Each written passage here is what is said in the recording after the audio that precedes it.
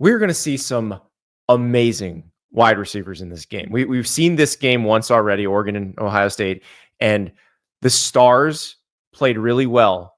The star receivers played really well in the first game for both teams. Jeremiah Smith and Emeka Buka for Ohio State, Tez Johnson and Evan Stewart for Oregon were all awesome in that game.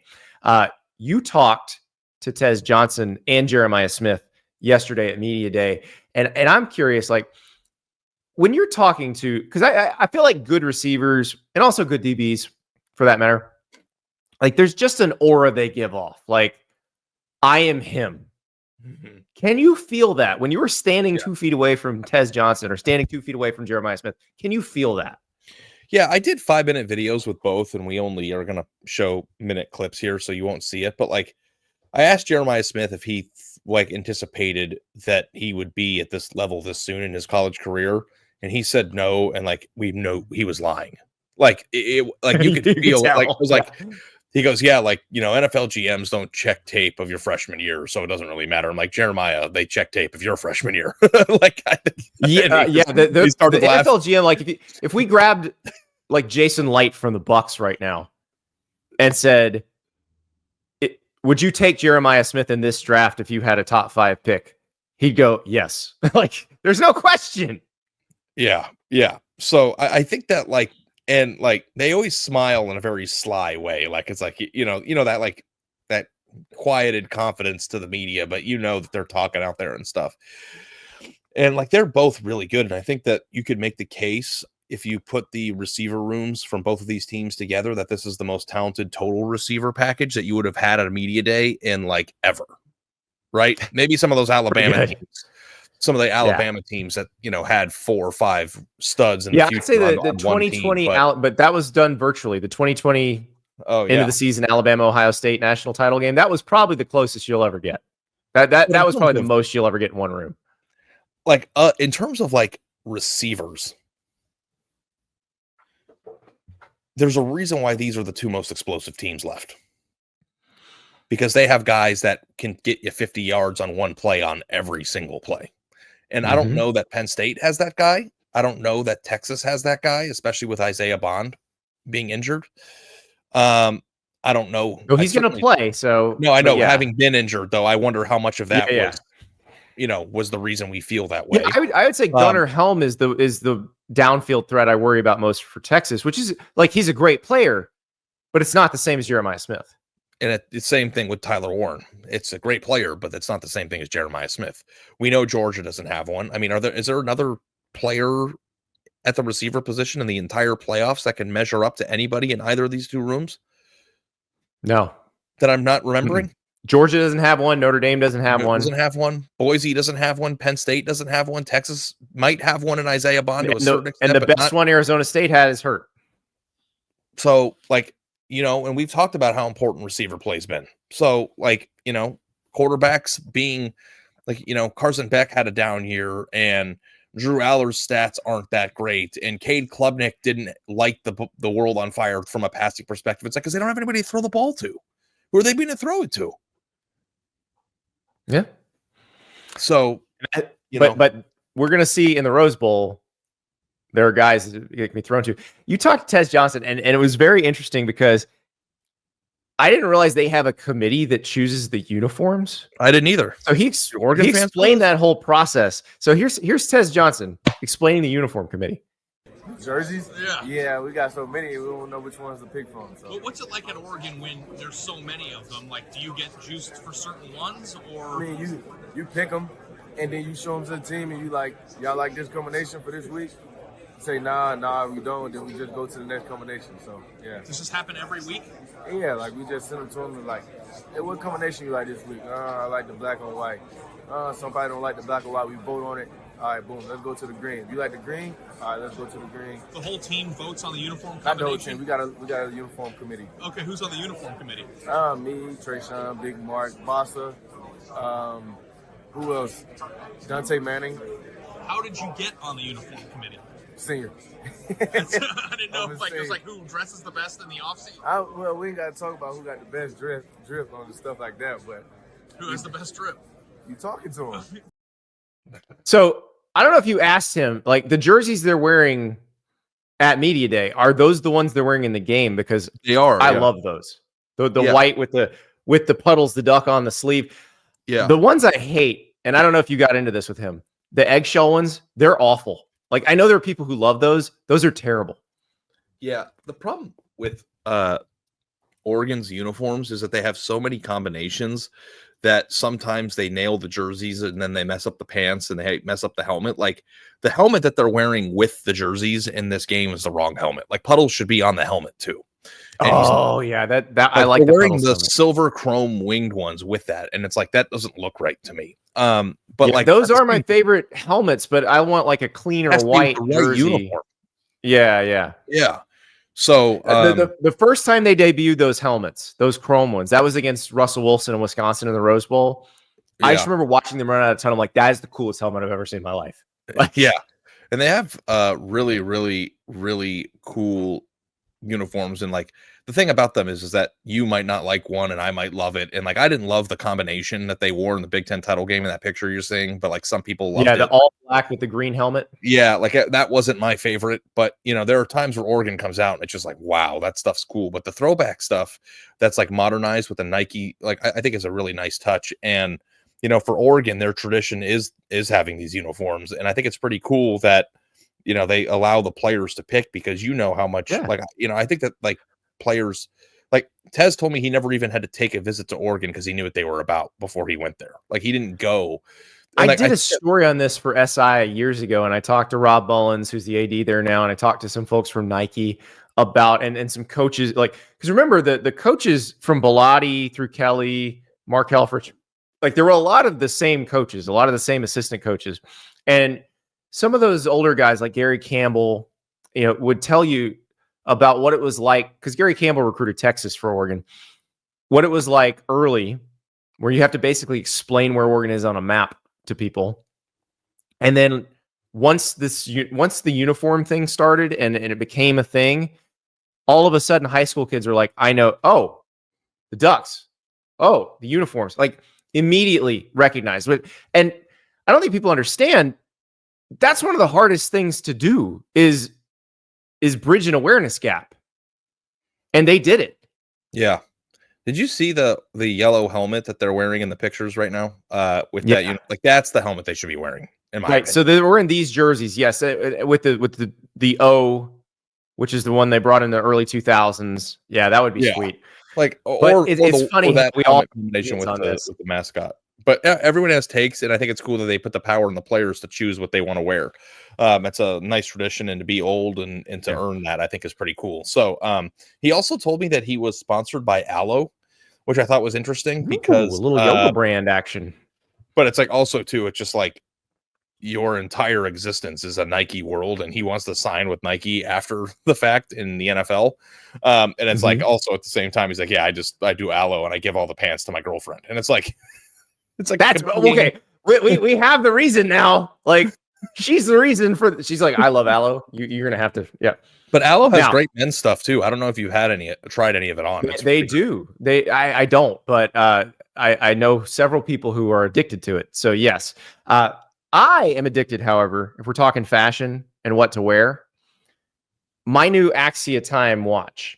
So this is the Odysseus 2, and so this is now the third band I've worn with it because I'm changing things up. I'm checking the different looks because it's got a great stainless steel band that it comes with. If you want to look more formal, there's a really cool orange one that it comes with, and then I got a quick release navy leather that goes with the navy face. But these watches, AxiaTime.com, check them out. The official watch of the College Football Playoff and the Heisman Trophy.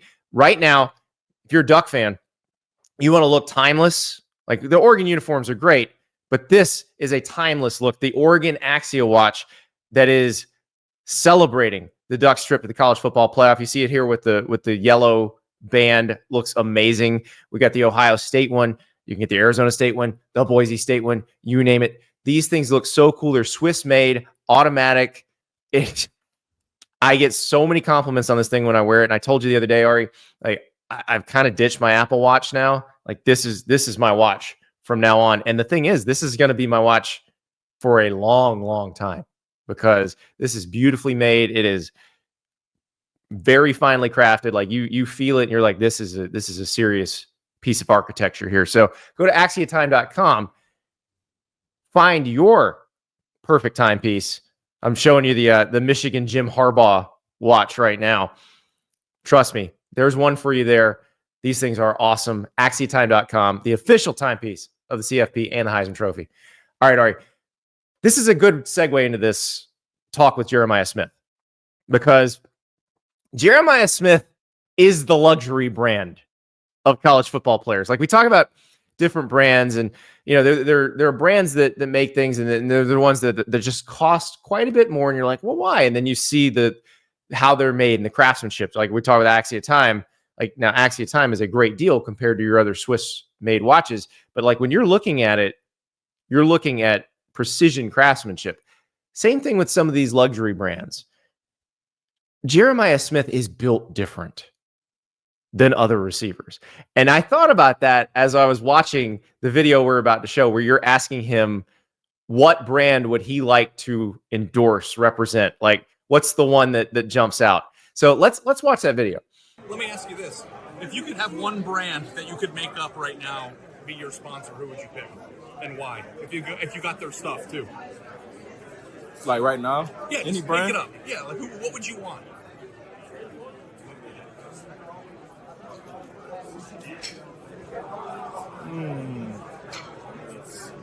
That's a hard one. Like stuff maybe you already buy. Yeah, I'm into like clothes and stuff. I'll say, Louis Vuitton, I should say. They don't really do NIL, but Louis Vuitton probably one. Why don't they do NIL, you think? I don't know. It's just Louis Vuitton. I can't really answer that one. So But we could do the Louis Vuitton NIL to Jeremiah Smith. That'd be crazy. I'll take 10%. If I get it done. Yeah, for sure. But yeah, probably Louis Vuitton. But something I wear all the time. So yeah. I think we got to start a bidding war, because, like, look, Jeremiah Smith needs to be Louis Vuitton, Hermes, like something super premium that is not easy to get. I think the problem is that the college football fan isn't the right demographic. I don't know. Maybe some are, but he's that good though. Like, it just needs to, and I get it. Like, I don't think they don't advertise with professional athletes. I don't even know if LeBron could get one. Like, if Louis Vuitton's even worried about LeBron. Yeah, but if you threw him a few duffel bags, which would probably cost like $5,000 to them, he would post it and he'd be happy about it. It seems like pretty low hanging fruit, but at the same time too, every time you watch the stadium entrances of an NFL game, they all have their bags. So, that is you could start the campaign. If I get 10%, like, I feel like I'm personally, that was a verbal contract, right? Like, I feel like I'm personally staked in this now. Oh yeah. Well, 10% is a good deal. There's a lot of these shady NIL agents that are trying to take 20. Like, yeah, 10's good. Yeah, your standard, like your NFL agent, and they limit what they can get from the player's contract with the team. But when they're doing the ad, the ad deals, they're getting like 10%. Doesn't it? They're not getting 20%. So I think you're driving a fair bargain, Ari. Doesn't it? Like, the thing that struck me about talking to Jeremiah Smith, and I had talked to him a few times in person, like during his recruitment, but like how young he is. And like, it comes through in just his face, like he's like not even physically matured yet. Like, and this is a man that's terrifying, because he's already so good. Yeah. And it's unbelievable, the talent that he has. And, I think that, given the way the first game ended, and I'm sure, between now and then we'll actually have more deeper breakdowns of these games and discuss the other players and stuff. But well, I actually want to talk about the two receivers we've talked about, and then we can get into the other players as well. Because I want to play a little guess the PrizePicks number on Tez Johnson and Jeremiah Smith, because I know what it is. I want you to guess, because there's something surprising about it. So I want you to guess what Jeremiah Smith's PrizePicks number for this game is, and I want you to guess what Tez Johnson's PrizePicks number for this game. I would say Tez Johnson's number is 77.5. You are so close. I'm good at 75.5. So close. Yeah. You're Because- amazing at this. Well, the reason why I'm good at it is because we've done these videos all year and like they don't really waver. And I'm sure that Jeremiah's is somewhere in the 90s, right? Like 90 and a half or something. Whoa! Right after I talk about how great you are at this. Oh, no? Jeremiah's is 73 and a half for this game. Interesting. Yeah. Uh-huh. And like, Download Yeah. PrizePicks app. Use the code Staples when you sign up. Play $5, get $50 instantly. he's usually in the 90s. So I wonder what that's all about. And like maybe it was Well, because I will point out Emeka Egbuka is 59 and a half. Because Emeka Egbuka had a really big game the first time they played. So it's with these, it's not always an indication of how good they are. It's an indication of, do you bet they're going to get the ball a lot this game? Like, you know what I mean? Like, do you think that's what's going to happen? Because you don't know how the game is going to play out. And like, there are times, and both of these teams are talented, where it's like, this could be the Carnell Tate game where he has like 11 receptions for some reason. Like that happens all the time. G. Scott, like it felt like Right. they used him know. more against Tennessee.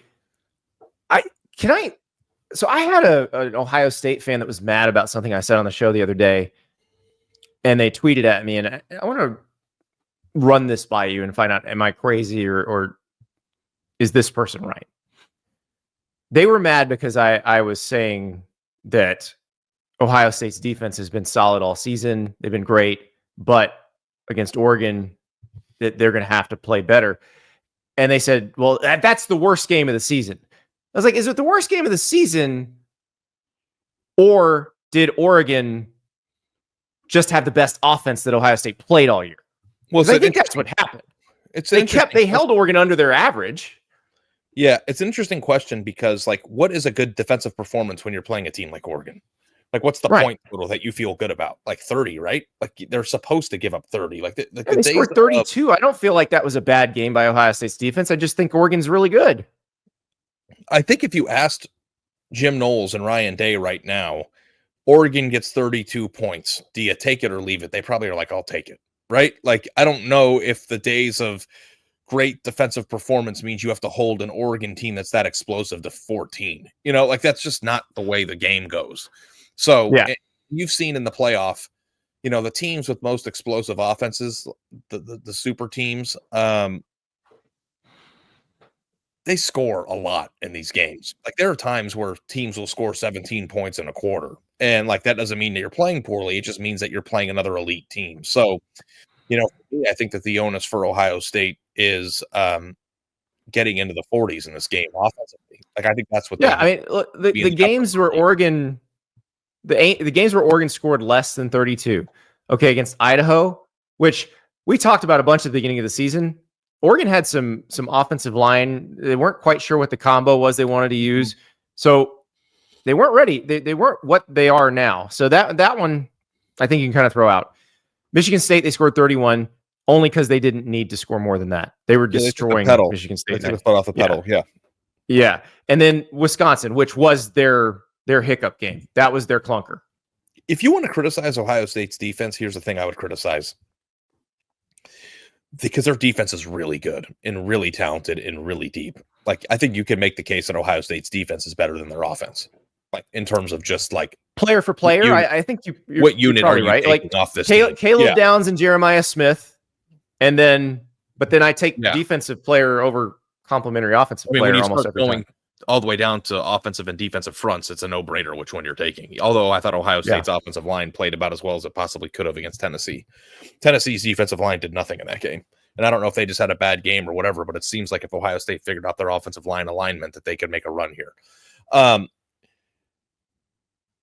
They have needed critical stops at key junctures in this season and in the past when they've had great defenses that they don't get, right? Like the Michigan drive that they took to take the 13-10 lead and to win that football game. Ohio State knew exactly what they were going to do.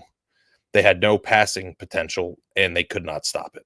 Like they had, I think Michigan had more yards in the fourth quarter than they did in the previous three combined in that game. And it's like, well, you're not going to hang that loss on the defense. They gave up 13 points.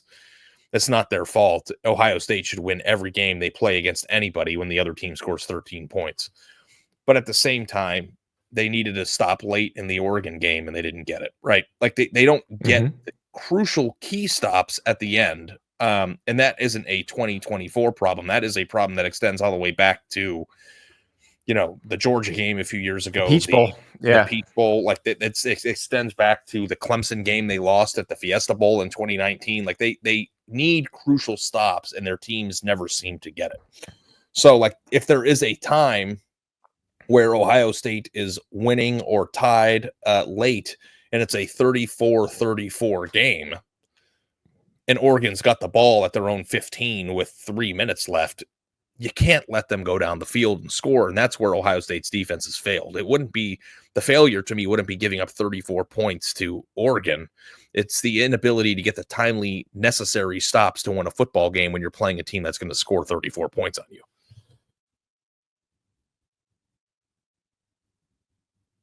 And I think I'm having a internet issue. River, is it me or is it Andy? No, it is Andy. You're good. Okay, are people still watching us? Yeah, I think so. Yeah. I'm back. Okay. There we go. Okay, he's back. Okay. I'm back. Hey, I don't know what happened there. did you hear what I said, or do you want me to repeat it? I did. Okay. And I think either this game or if they get past this game, like they're gonna have a situation like that where if they are going to win the national title, it will be because there was a key moment where the defense made a stand at the end of a game. And that's the difference. Like that like you have to do that to win national titles. You especially have to do that in this sport.